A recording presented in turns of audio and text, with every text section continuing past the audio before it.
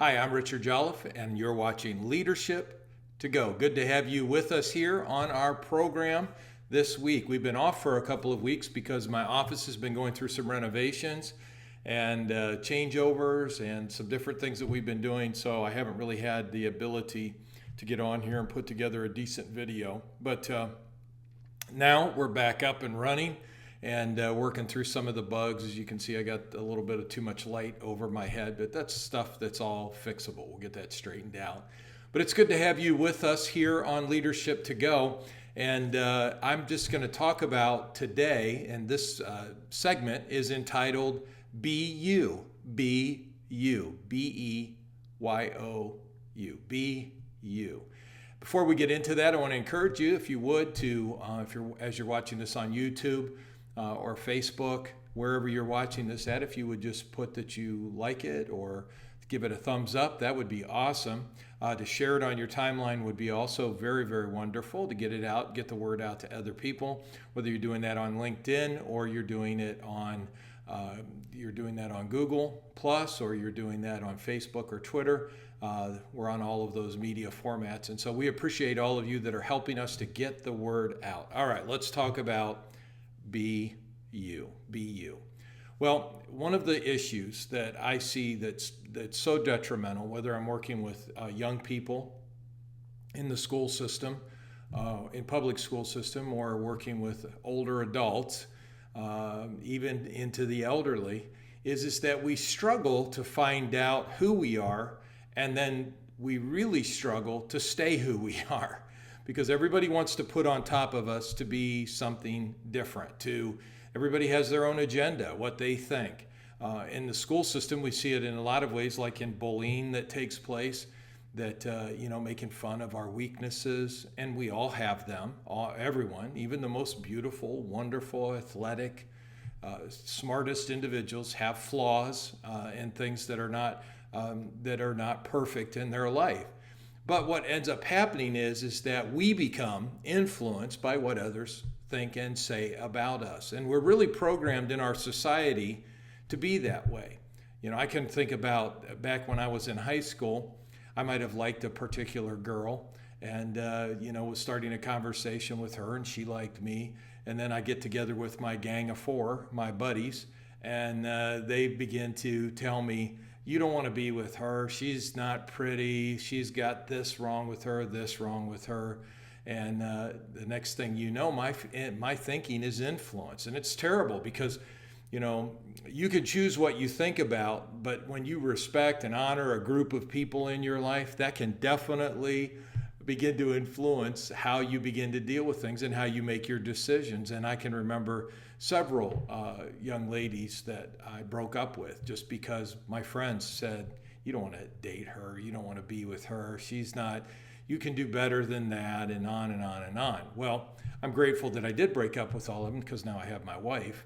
And by then I had broken up with all my friends. So I was able to not have that influence in my life of them telling me what to do. But it is difficult, and we don't want to make light of it, that it's not hard to stand up for who you are whenever you're facing adversity. And especially when people are trying to tell you and they're making fun of you or they're pushing you. I had someone the other day was telling me, that you need to stop losing weight. You need to cut your hair a certain way. You need to be a certain... Look, that's all great and grand and good, and I'm appreciative of all the influence and the good comments and things that are said. But, that they care about me. But I'm going to be who I feel like I need to be. I need to be comfortable with me. And to be comfortable with me doesn't mean that I've got to be comfortable with everyone else. The same is true in leadership style.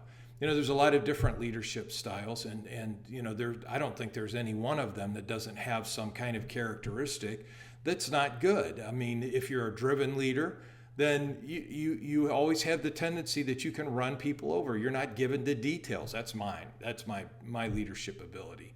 So you're always going to have that you're going to deal with, that you could possibly run someone over and, not paying attention to the details. And that's happened before. I've had some people that have come to me and said, hey, you know what, you gave that to me and then you took it away from me and then you started doing it. Well, true. I can't say, well, I'm the boss and I get to do that if I want to, which is true. I can if I want to, but you're not going to keep very many employees if you operate, or people in your ministry if that's the way that you operate. And so what I've had to learn to do is to listen.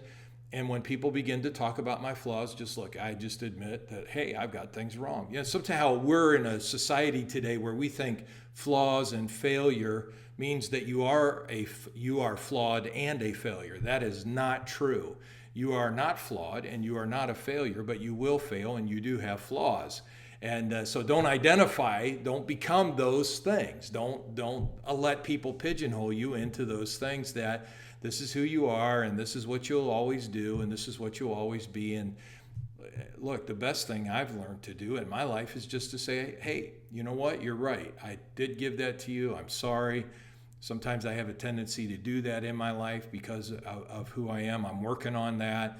And, thank you. Every leadership, the person who is a much more conservative leader, who is much more careful about the way that they process things, much more detail.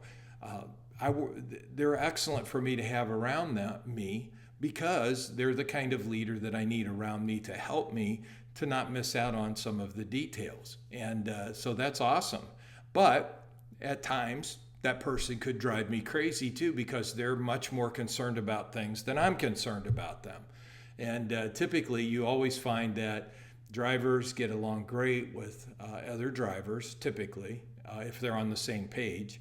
And they get along great with phlegmatics, and they get along with sanguines real well because, man, those guys, they're all, phlegmatics will go along. They're just like they're stable steadies. And the sanguines, they're definitely, they're going to stay on board. They're good with, staying on purpose until they have to be careful because they can have the weakness of being much more concerned about what other people think. So anyways, I don't want to get too far into detail with that. My point is this: be who you are. Be the leader that you are. And the characteristics and things that you have within you are the things that we could say that God is developing in you. I spend very little time on my weaknesses and a lot of time on my strengths. Why should I be spending all my time on my weaknesses whenever I can bring other people alongside me who can make up those weaknesses? So my challenge to you today is that what kind of leader do you want to be? What kind of person do you want to be?